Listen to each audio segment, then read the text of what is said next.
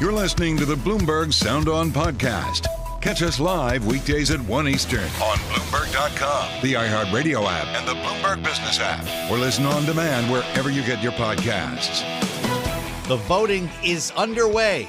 Welcome to the fastest show in politics as the House of Representatives gathers to elect a new speaker, with Republican Speaker nominee Jim Jordan reaching for the 217 votes required. Now, it's unclear if he can get them. We're going to learn this together in real time, and we'll bring you behind the scenes coming up with Sarah Chamberlain, the president of the Republican Main Street Partnership. She has the pulse of the conference and will be with us in just a moment with analysis today from our political panel. Republican strategist Lisa Camooso Miller, former communications director at the RNC, is with us, along with Democratic analyst Matt Bennett, co-founder of Third Way Strategies.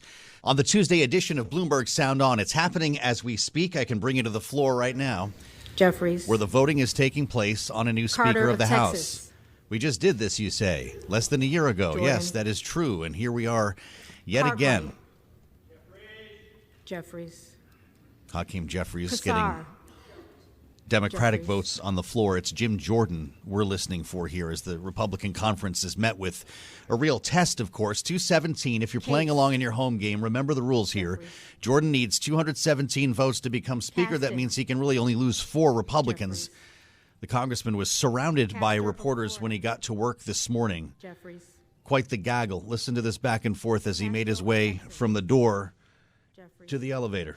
We need to get a speaker today, and we feel really good about where we're at. I'm going over to meet with. Does that mean ballot after ballot, the way McCarthy did? Whatever it takes to get a speaker today is what we're.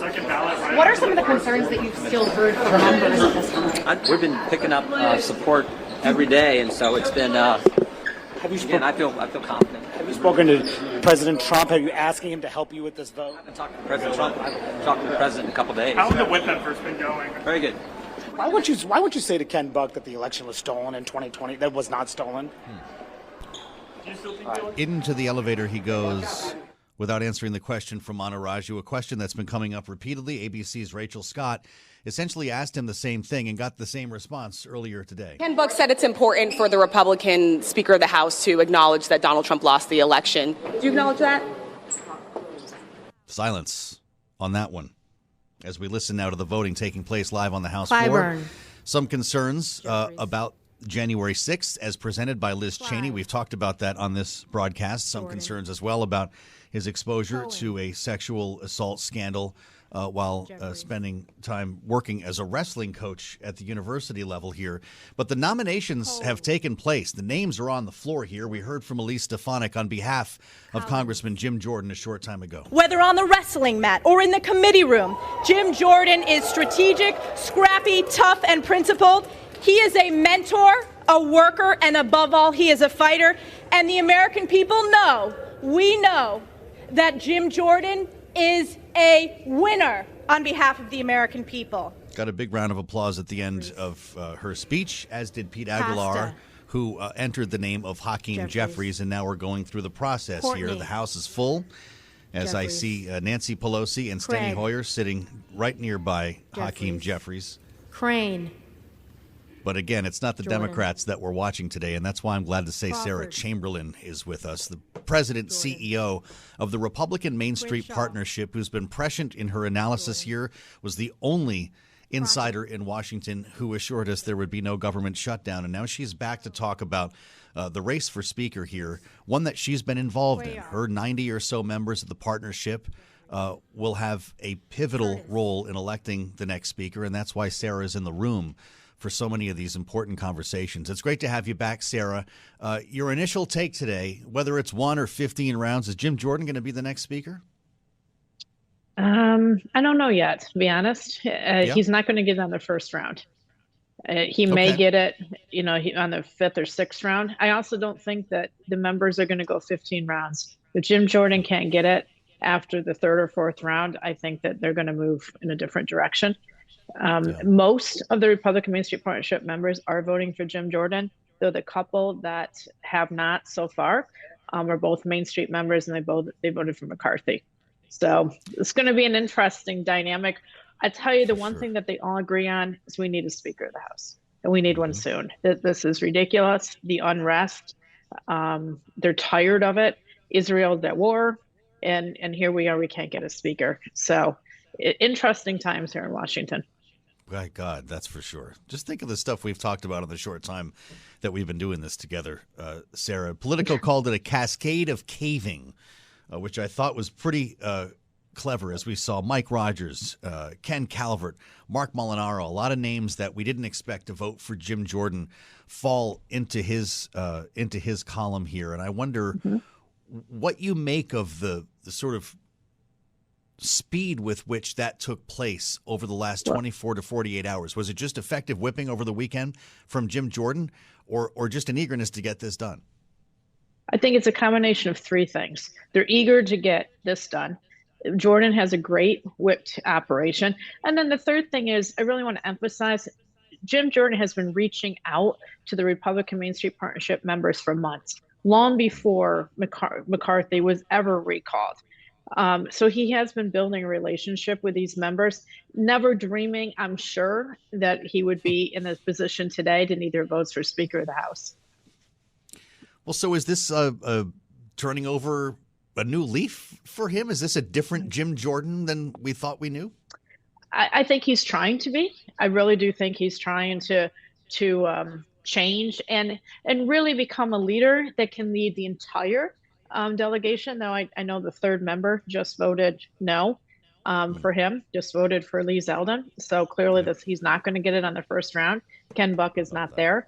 But what Jim Jordan is trying to do, and that's why he's talking to the Main Street members who live in Biden districts, 17 of the 18 that live in those districts are Main Street members, and he's reaching out, what do you need? And again, he's been doing this for months and months and months. This is not a new thing. So I think Jim Jordan is working to see what the entire Republican House needs to maintain the majority. As you just heard from Sarah, it doesn't look like it's going to happen here for Jim Jordan. Yeah, Fallon. Yeah, it's not. We're listening live now on the House floor. Jordan. But you knew that was going to happen, Sarah. You said that. Most people didn't expect this to be done in the first round. The question is, can he go the distance? And to your point, will there be patience after, say, a round three for another Jim Jordan vote? I really don't see this going like it did for Kevin into 14, 15 rounds. I think that the members want to get a speaker. If it's Jim Jordan, fine. If it's not, they move on to somebody else. Maybe it's a McHenry. I don't know. I don't think there's a plan, to be honest with you. Believe it or not, they just want to get this behind them in the best way they can. But clearly, right now in this vote, it is not. He's not going to become the speaker. Yeah, how about that? As we learn live with Sarah Chamberlain, if you're just joining us, Jim Jordan does not make the first round here with a live vote still underway on Capitol Hill. Sarah, what do you make of the conversation around January 6th? And I ask you that specifically through the view of Main Street Partnership members who are taking a certain approach to politics and are not obviously in the MAGA camp. And there's been a lot of talk from Liz Cheney and others. A lot of reporters are asking questions about Jim Jordan's role on January 6th. And we're hearing a lot of forgiveness, frankly, from establishment Republicans. Are you as well? Yes, I am. And because they do think he has changed from that day and that time, and he's become much more willing to talk to all the members. He's not quite as much Freedom Caucus as he was on that day. And you can see that with his support of Kevin. I mean, he stood up hard and fast to support Kevin McCarthy during his entire speaker's race, and then while he was speaker, and then frankly, he tried very hard to save him. He tried to persuade Matt Gaetz and the others not to vote against McCarthy. So he's been doing a lot, and that is why you're seeing him get more votes than maybe some people thought he would, but you're also seeing some members that, for reasons unto themselves, for different reasons, they have not voted for him today. They're voting for other people. We've got a couple McCarthys, including Representative Bacon, that may not be a surprise to you. Are you still holding out? And it sounds like you are, getting back to where we started, for another name to emerge if this doesn't coalesce today. Well, we have to. If Jim Jordan cannot get to speaker, And again, I don't know, maybe in the third or fourth round he can. But if he can't, we have to pivot to the next option. And, what that option is, I don't know. It could be McHenry if he'll do it for 60 days. I don't really see us working with the Democrats to try to really forge a bipartisanship. I think when the Democrats didn't step up and help Kevin a couple weeks ago, there was a lot of damage done between the two parties, more so than was there prior. So, I mean, it's a mess. It really is a mess. That's the only thing I can say. And hopefully we'll get this behind us soon, one way or another. Well, your view is important to us because you know what a mess looks like here, and you know what regular order looks like. Sarah, I was compelled to hear from Alexandria Ocasio-Cortez on CNN last evening. She was talking about the New York delegation, New York moderate Republicans, who she doesn't think will be able to vote for Jim Jordan. Here's how she put it. We'll see if individuals like Mike Lawler or Mark Molinaro, who represent New Yorkers in Hudson Valley, the Catskills, Westchester County, will actually vote to install a man who voted to overturn the United States' election and who supports a national abortion ban to be Speaker of the House and second in line to the presidency. What do you think, Sarah? Can they bring a vote like that home? So Mark has flipped. Mark Molinaro is going to go yes. We're not to the M's yet, but every indication is that he's voting for Jim Jordan. Clearly, he thinks in his district he can take that vote and survive it. D'Esposito is already voted, and he did not vote. He voted for Lee Zeldin. I understand Mike Lawler is not voting for Jordan either. So New York will separate. I'm from New York. It's certainly an interesting state, and they all have very much their own opinions and strong opinions, and they're going to do what they think is best for their districts. Appropriations Chair Kate Granger votes for Steve Scalise. Are these just protest votes, or are there hopes that a Scalise or a McCarthy comes back into the fold, Sarah? Well, I would tell you, I hear overwhelmingly from our members that they really wish McCarthy would run again. They love him. They think it's unfair. And they would love to have him go. I don't think that's going to be an option, but here we are. Sounds like you've got your eyes on Patrick McHenry if we have to go there. He'll be the next best option, and he'd be a very good option if and it's a big if still if we have to go there.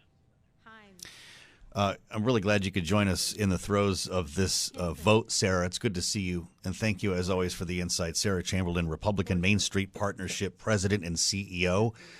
She knows, as we've learned live on the air here together. Let's assemble the panel so they can each take a swing at this while we have time with Matt Bennett, Executive Vice President for Public Affairs at Third Way. And Lisa Camooso Miller is along today, Reset Public Affairs partner and, of course, former communications director at the RNC. It's great to have you both here on an important day. And, Lisa, I can only imagine what's going through your mind right now with Jim Jordan on the cusp of becoming Speaker. Do you think he can do this? Not on the first ballot.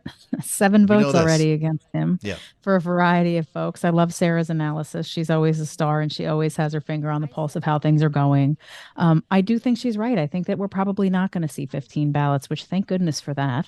But it's also a demonstration to the American people that we as a party still do not have a consensus candidate and someone that can lead the conference in governance. And that's so critically important right now. So it will be interesting to see, but obviously we're going for another ballot for sure. 9 no votes for Jim Jordan. Matt, what do you think about the way this is going? What are we learning from this first round when everyone said he likely would not be confirmed as Speaker? Right. I mean, I think this is not a surprise, at least in this round. What is a shock, an enormous surprise, is that we're doing this at all. I mean, the idea that Jim Jordan might become the Speaker of the House would have been laughable about 2 weeks ago. And it's still profoundly shocking. I mean, this guy is far, far too radical to serve in any leadership post, not least third in line to the presidency, and the guy who's going to have to negotiate on behalf of the House with President Biden, with the Senate. This is not somebody who has any of those relationships, and for whom his own colleagues on the Republican side have enormous contempt. I mean, former Speaker Boehner said that he was a legislative terrorist. So this should not be happening at all. And the fact that it's close to happening is truly shocking. Well, yeah, I guess it's just a question of whether it does happen. But we'll find this out together as we move forward here with our panel, Matt Bennett and Lisa Camooso Miller. I'm Joe Mathieu in Washington. Thanks for joining us on the fastest show in politics. We've got a lot to cover here still. Matt and Lisa stay with us as we keep our eye on the floor of the House. Jim Jordan fails in the first round of voting, but he could still be Speaker. This is Bloomberg. You're listening to the Bloomberg Sound On podcast. Catch the program live weekdays at 1 Eastern on Bloomberg Radio, the TuneIn app, Bloomberg.com, and the Bloomberg Business app. You can also listen live on Amazon Alexa from our flagship New York station. Just say, Alexa, play Bloomberg 1130. Jim Jordan will not be Speaker of the House. Not on the first round. You see what I did there?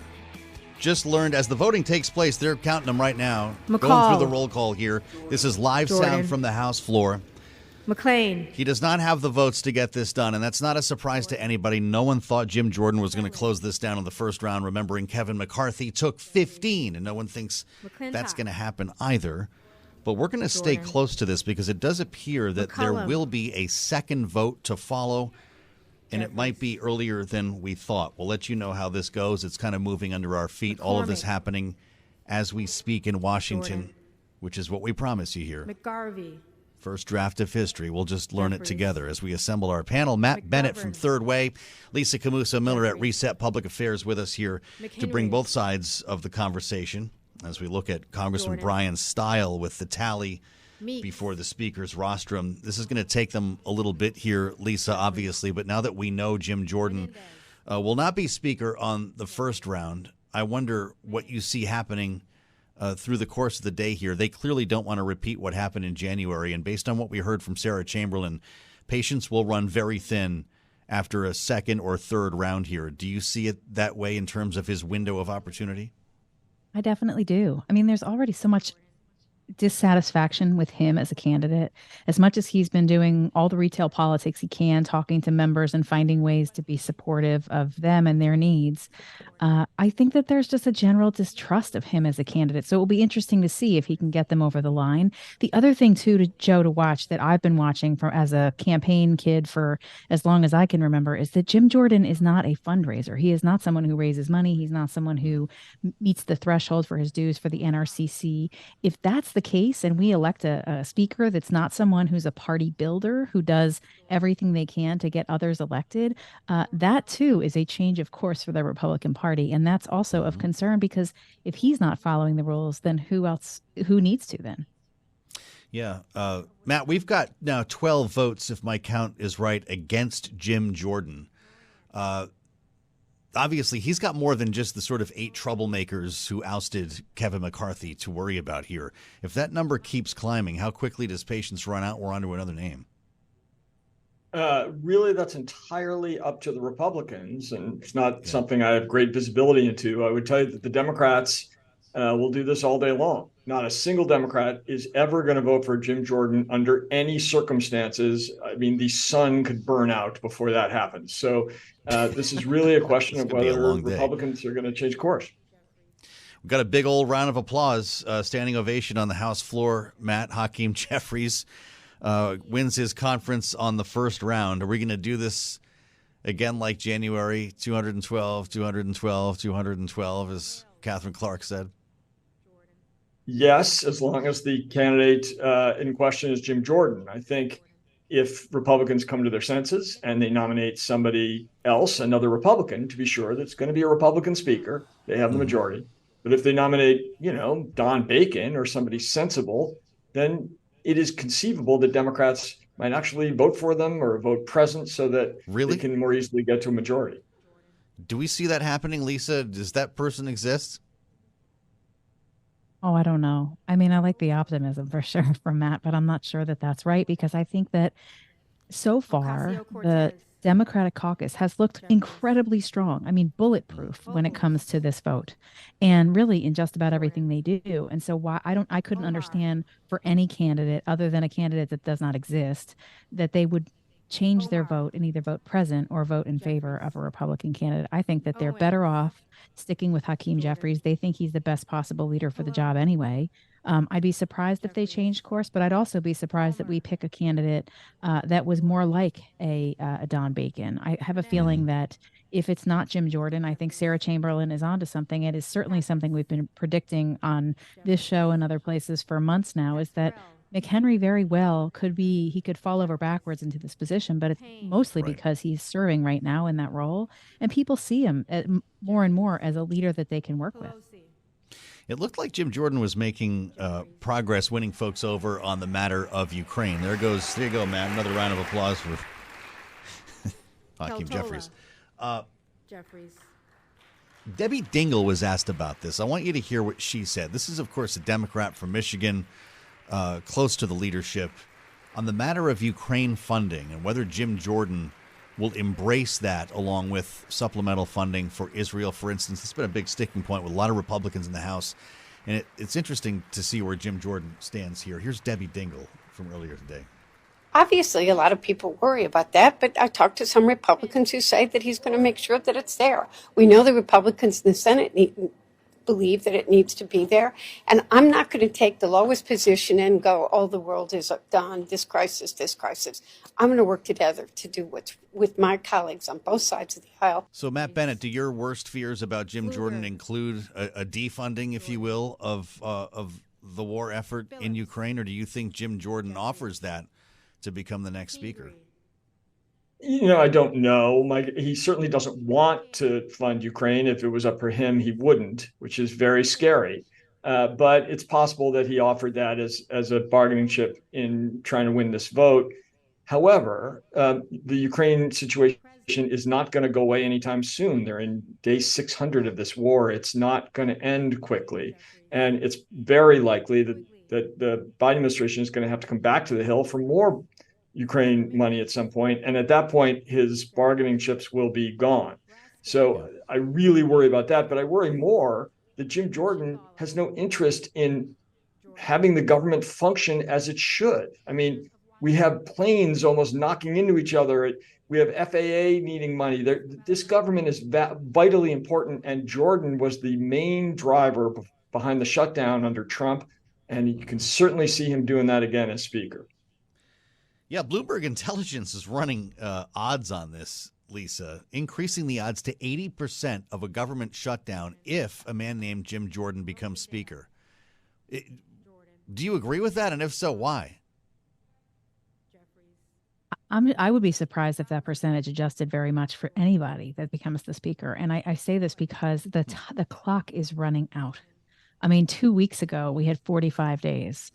Now we have, 30 days left to go, and we have how many appropriations bills to get through and get to the Senate and get to to the he would president's not desk? Pass a CR, or that he would not work with the White House, or both? He saw the way the CR went for McCarthy. I don't think he would do that again. I think he's going to try to get it done. He's going to try to do each individual bill as the conference is asking him to. So and if that's the case, I really feel like it. I mean, I hope I'm wrong, but it does feel that way. I don't know if that's even a factor for the Republicans voting right now, Matt, but do you see the odds of a shutdown increasing if it is, in fact, Speaker Jordan? Oh, without a doubt. I mean, Jordan is the hardest line member you can get. There is no harder line. He's all the way to 100 out of 100. So, but I do think Lisa's right that the odds of a shutdown are high regardless of who they pick, presuming that the speaker ends up being a Republican, which it will. I do think that without much time to negotiate, it's going to be very hard to get this across the finish line. The question is, what do Republicans want? I think the president is open to listening to things, even though they cut a deal with him and then, promptly abdicated on that deal. But they seem only to want to cause chaos and destruction, and that is not a thing that Joe Biden is going to be able to give them.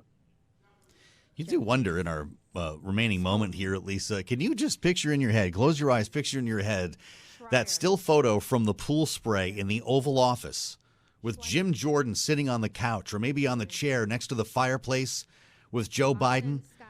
Is that something that's within the realm of possibility?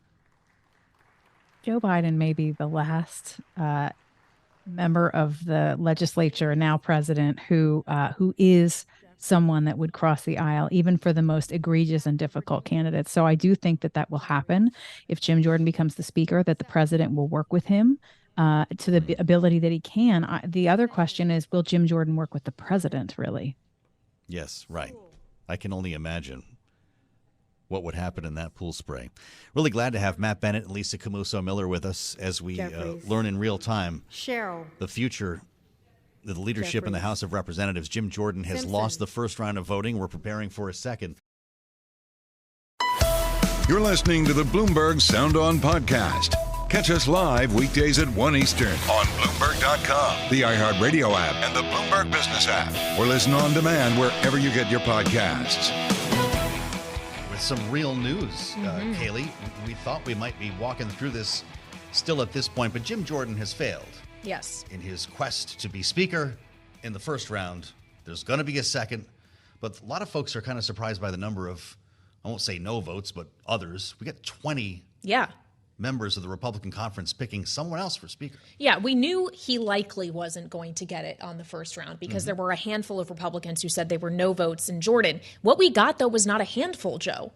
It was a sizable amount of the Republican conference, 20 individuals who decided not to vote for him. He has 16 votes realistically that he's going to need to flip if he wants to get the gavel. And the question now is, A, can he do that? And B, what does he need to give up to do it if he can indeed pull that off? Yeah, 20 is a lot at this point. It is. Kevin McCarthy, producer James dug this up, lost 19 on his first round in January. Yeah, he got 201. And we know that went 15 rounds. No one thinks this is going 15. You get to the third round here, and patience will likely run pretty thin.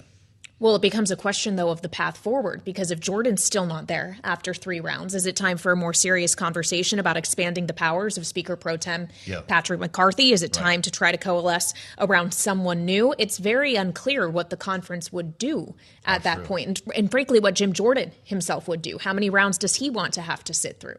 Fascinating. Speaker McCarthy, former Speaker McCarthy, by that Speaker I mean Emeritus. Kevin McCarthy. Thank you, Emeritus. Was now just the congressman from California. James, he said it was the Democrats' fault. Was that right? Oh, okay. We don't even need to play it, I guess.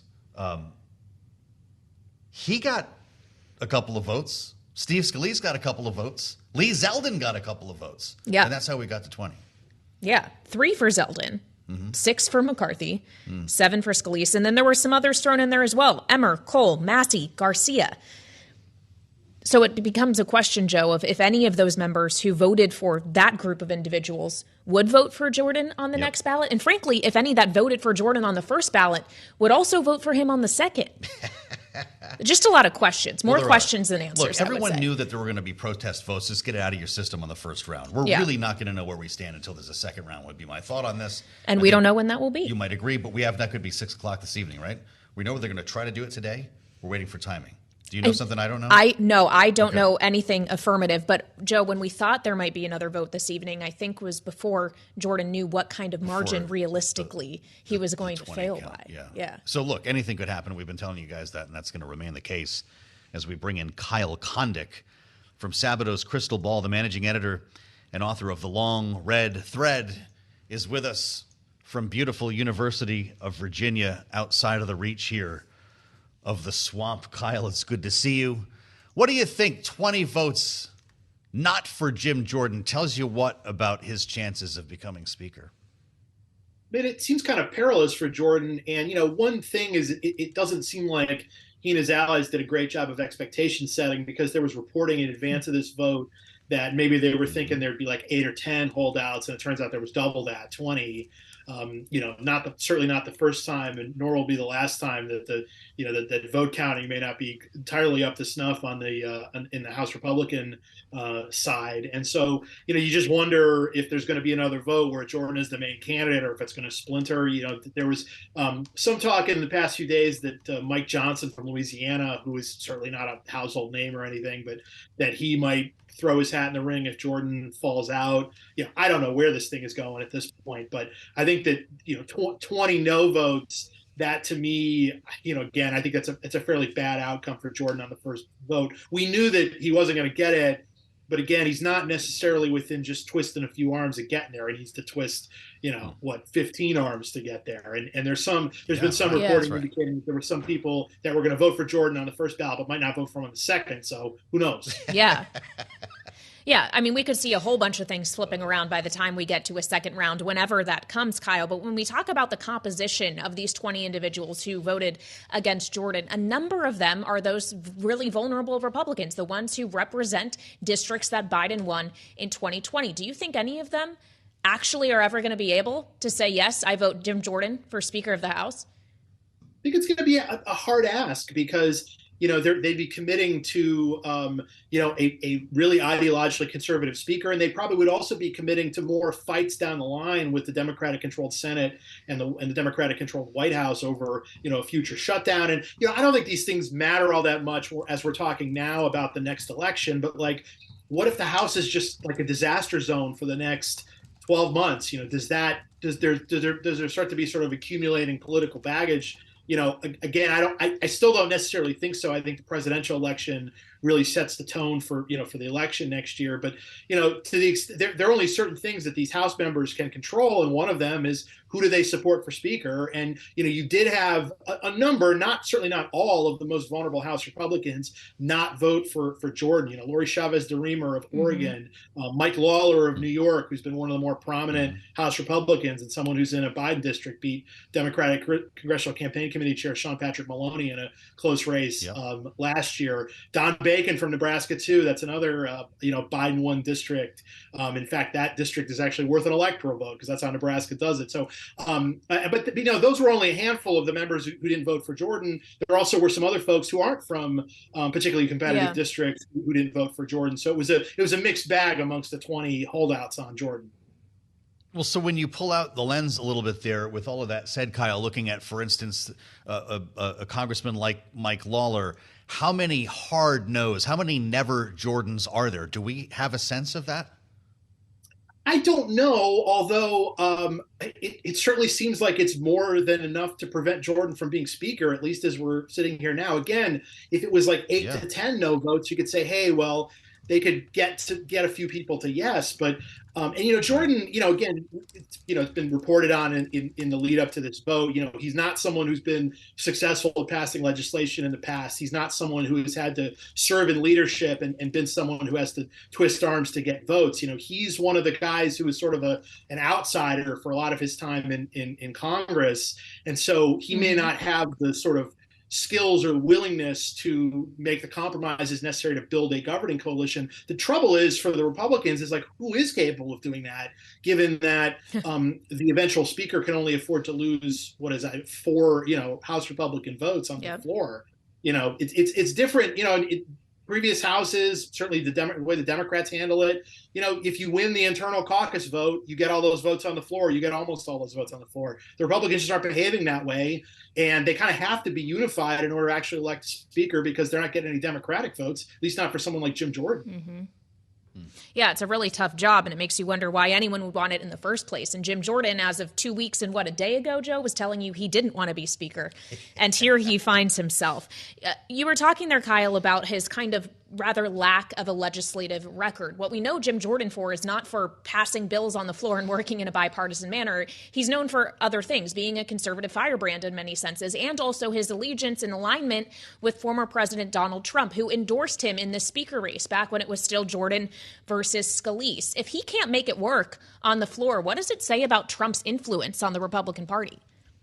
You got to remember, too, that, Steve Scalise did beat Jordan in the sort of the earlier vote within the conference. But then it became clear that Scalise was not going to have the votes on the floor. And so then things moved toward Jordan, even though he lost the earlier vote. So but the point is that, it wasn't like Trump has just been able to get all the Republicans to vote for to vote for Jordan. Again, Jordan lost the earlier vote and then doesn't have the votes on the floor now. You wonder what the situation in Israel does, what the threat of a shutdown does, these urgent issues that lawmakers are facing, urgent requests for funding, our own budget. Kyle, do any of these add up? We're about to hear from Brian Moynihan at Bank of America when we're done talking He's, of course, concerned about these, as are voters. Do any of these add up to hasten the end of this saga? Well, I mean, look, we had this, the events in Israel, that was more than a week ago. The speaker impasse has lasted longer than that. And that has not yet produced an impetus to produce a speaker. And so I don't necessarily know if future events will. We do have a shutdown looming potentially next month. And if the House can't even organize, how do they pass something to prevent that from happening? So again, the Republicans are trying to hash this stuff out, but I mean, the clock is ticking on not just this looming potential shutdown, but also other important tasks that the House needs to consider.